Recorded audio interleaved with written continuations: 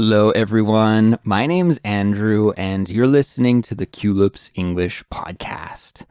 How's it going, guys? I hope everyone's okay. It's good to be back here with you again for another English study session. Thank you for joining me.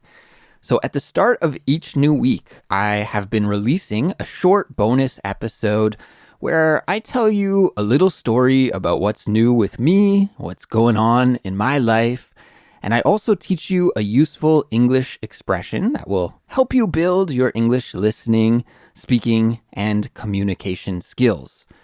Now, the transcripts for these bonus episodes are completely free for everyone. Doesn't matter if you're a Culips member or not a Culips member, anyone can download the transcript completely for free. So if you want to get it and follow along with the transcript as you listen today, which I think is a pretty good idea. It's a nice way to study. To do that, all you need to do is visit our website, culips.com, culips.com, and there you can get the transcript. You could also just check out the link in the description for this episode, and that's an easy way to go right to the website and get the transcript. There are two different formats. There's a PDF format, and there's also a digital version. So if you're studying on your phone or tablet or computer, I recommend the digital version. It looks really nice on screens.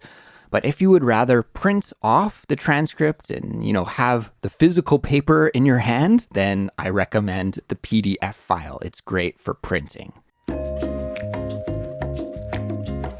Guys, it's been about a week since last week's update, and to be honest with you, not too much has happened since then. It was a really, really rainy week last week here in Seoul, where I live, and actually it's even raining right now. I don't know, in the background of this audio, maybe you can hear the sound of the rain falling against my window. Perhaps the sound is coming through. I hope not, but it's possible that you can hear a faint rain sound in the background. But anyways, because of the rain, I didn't really go outside too much. I just stayed at home a lot last week. And on Tuesday evening, we had the live stream for Culips members, and that was really fun. It was great to hang out and spend some time with some of our members. Now, aside from the live stream, in other news from last week, I have a big announcement. Personally, this is a big announcement for me, and I think many of you can relate to this as well, because I know our audience is made up of long-term language learners. Now, of course, some of you are new to English study, but a large part of our audience has been learning English, studying English, maybe even studying other languages as well, for years and years and years. And I've been studying Korean as my second language for, on and off for getting close to 10 years now, although I did take about a 5-year gap in the middle of that time. But yeah, I've been learning Korean for a long time, and I have a milestone that I accomplished last week because I completed a 1-year streak of using Anki every single day with no missed days. So Anki is a free flashcard program that I really enjoy, and it's just a program that you can use to learn vocabulary. That's what I use it for. It's for reviewing the key vocabulary that I find or encounter when I'm reading books in Korean or listening to podcasts in Korean, watching YouTube videos in Korean, that kind of thing. Whenever I see a keyword that I think is interesting and I want to learn, I make a sentence card in Anki, and then I can review it later. And the idea here is that through repeated reviews, you'll be able to get a sense of this word. And then the next time in the future that you hear it, you'll be able to recognize it. And when this happens several times, you recognize it again and again and again in the wild, so to speak, like when you're just consuming content in that language, well, then eventually you'll get a really deep understanding of how that word is used. And then eventually you'll find that you'll be able to use the word when you're speaking as well. And I've found that repeated Anki study like this has really helped my vocabulary in Korean.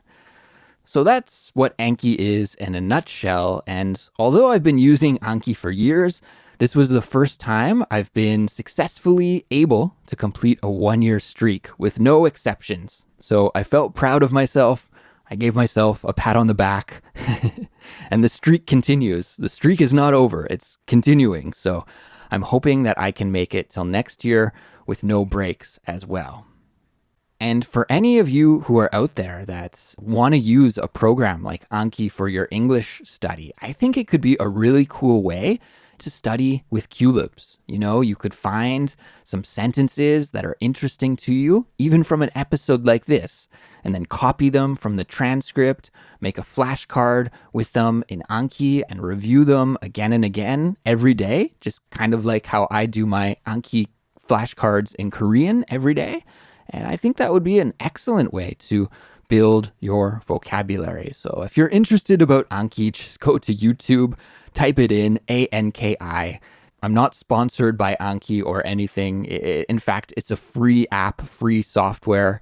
It's totally open source. And it's just an application that I've found to be really helpful. And so I think maybe you could benefit from it as well.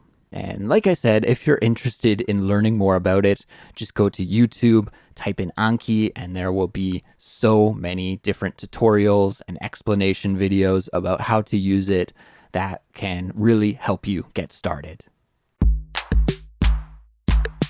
So I crossed that milestone off of my bucket list, a 1-year streak on Anki. I was so happy last week when I was able to achieve that goal. But something else happened last week that wasn't so cool, wasn't so awesome. In fact, it was a little bit stressful. And that is that last week I lost my wedding ring. No, I can't believe it. I lost my wedding ring. I recently celebrated my 1-year anniversary in May. And to be honest, I was shocked that it took me so long to lose my wedding ring. Like I thought that I would have lost it much sooner than this. But I made it over a year without misplacing or losing my ring. But last week I did lose it. Don't worry though, the story does have a happy ending and I'll share the story with you now. Now it's a long story and I'm going to try and keep things brief. So I'll cut out some of the details and keep it short. As short as I can, at least. I think you guys know that sometimes I tend to go on and blabber a lot, but I'll try to keep it brief. So last week when I lost my wedding ring, I wasn't initially too stressed out because I knew that I had lost it in the house. It had been raining all day, as it has been recently, and I didn't go outside at all that day when I lost it. So I knew that it must be in the house somewhere. And I had a feeling that I probably misplaced it when I took it off to do the dishes. But where it disappeared to in the house was a complete and total mystery. But I wasn't too stressed out at first because I knew it was in the house and that it would show up sooner or later. Now, I realized that I lost the ring at night. And my wife was already sleeping then, so I didn't really want to wake her up by searching for it right then. So I actually went to bed and just thought, oh, I'll wake up the next day and I'll be able to find the ring and everything will be cool. Well, the next day came and I looked for my ring pretty much on and off all day, but I couldn't find it. And as the hours went by, I started to get a little bit nervous. And I thought back on the previous day, and it was true that I was home all day. But I also remembered that I did leave the apartment to go outside and take out the garbage. So I got really panicked all of a sudden. Did my ring somehow fall off my hand when I was taking the garbage out and fall into the garbage bag and get taken away to the garbage dump by the garbage truck? Oh, I started having these negative thoughts. So I retraced my steps and I went down to the garbage and recycling area of my building and looked around, but no luck. It wasn't there at all. This is a little bit gross, but I even did find my garbage bag from the previous day. And I poked around in the garbage bag a little bit to see if the ring was there. And again, no luck. I couldn't find it at all. And then I also remembered that the previous day I had cleaned one of our rugs by beating the rug while I was holding it outside on our balcony. So I thought, maybe my ring, did it fly off my finger while I was beating the rug? Now, to beat a rug means to hit a rug, just like you could beat somebody up or like beat somebody by punching them. I was kind of hitting the rug, to clean all of the dust and debris off of the rug. So our apartment is actually on the 4th floor of our building, and I got really scared, like, oh my God, if the ring fell off my finger while I was beating the rug and it fell down 4 stories to the ground, then there's probably no way I could find it. Actually, right under our balcony is a parking area. So I went down to the parking area and I looked all around.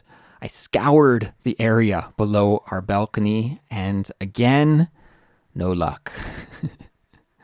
I scoured the area. Scoured. S-C-O-U-R-E-D. To scour means to look for something very, very carefully. So I scoured the parking area below the balcony and I had no luck at all. And by this point in the day, guys, I would say that it was almost the evening. And at this point, I did start to get a bit stressed out about not finding my wedding ring. So I made up my mind to do just a big search. I was like, this is enough. I'm going to find this ring. I'm pretty confident, like 95% confident that it's inside the apartment. So I decided to get to work, do a big search of the apartment one more time, and find the ring. So I put on some headphones, I selected a good podcast, and I got to work methodically checking my apartment room by room by room. Now, finally, after about 40 minutes of searching, the ring turned up. Thankfully.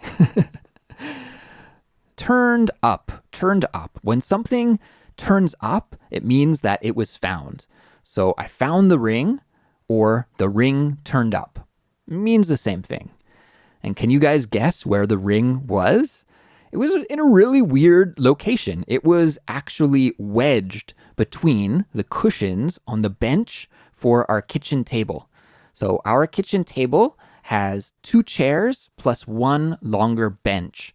And where the 2 cushions meet, there's the bottom cushion and the back cushion on the bench. In that crack, the ring was way down, wedged in the middle. To be wedged somewhere means like squished in between 2 pieces of something. So the ring then was wedged in that crack between the cushions, and I was able to find it there. Now, that seems like a pretty normal place, I guess, for like something to fall out of your pocket and slide into. But the weird thing was, I don't remember sitting on the bench at all the previous day. So I was a bit miffed, a bit surprised, a bit confused. Okay, all of those words we can use in this situation when you don't really understand. You could say, I was miffed, I was confused, I was surprised. But all in all, at the end of the day, I didn't really care too much about how the ring got there. I guess that'll remain a mystery for all time, but I was just happy that I ended up finding it and got it back. It was a big relief. And now it's time for this week's vocabulary lesson. I'm going to teach you all about a common idiomatic expression. It is on and off. We use this expression to talk about situations when you start doing something and then you stop. And then you start again and then you stop. You're on and then you're off. Did you hear when I used it in this episode? In fact, I used it in 2 separate spots. Why don't we rewind, go back and listen to those parts of the episode a couple more times. I've been studying Korean as my second language for, on and off for getting close to 10 years now. I've been studying Korean as my second language for, well, on and off for getting close to 10 years now. The next day came and I looked for my ring pretty much on and off all day. The next day came and I looked for my ring pretty much on and off all day. So I talked about learning Korean on and off, and also about searching for my ring on and off. Maybe you guys could say that you've studied English on and off. I'm sure many of you have taken long breaks in your study at some point, and if you have, well, then you could say something like, I've been learning English on and off for 5 years, or however long you've been learning English for. You have to change the time based on your specific situation. A sentence like this communicates that the time you've been learning English until now has in total been 5 years, but that you haven't studied continuously that whole time, that during that time, at some point, you've taken some breaks. I've prepared some example sentences for us to study with that will help us to learn this expression a bit more deeply. Why don't we take a listen to them now? Example sentence number 1. When I was a university student, I worked on and off as a bartender. When I was a university student, I worked on and off as a bartender. Let's break that example sentence down. So the speaker of that sentence said that when he was a university student, he worked on and off as a bartender. So this means that he worked for a bit and then stopped working, and then started working and then stopped working. Maybe like during the summer vacation time, he would work more, and then when he was busy with school, he would work less. We're not exactly sure about when he worked and when he took breaks, but we do know that he had this pattern because he worked on and off. And that's what this means, right? That he worked for a time, then he stopped working, and then he started again. This kind of pattern. Example sentence number 2. It's been raining on and off all day, so you better bring an umbrella with you when you leave. It's been raining on and off all day, so you better bring an umbrella with you when you leave. Let's break this sentence down. The speaker said it's been raining on and off all day. So this means that it rains and then it stops raining, and then it starts raining and then it stops raining. So because of this unpredictable weather, it could rain, it could not rain. The rain has been on and off, starting and stopping all day. So because of this unpredictable weather, the speaker says that you better bring an umbrella with you when you leave. This is a way that we can make a very strong suggestion. You better bring an umbrella.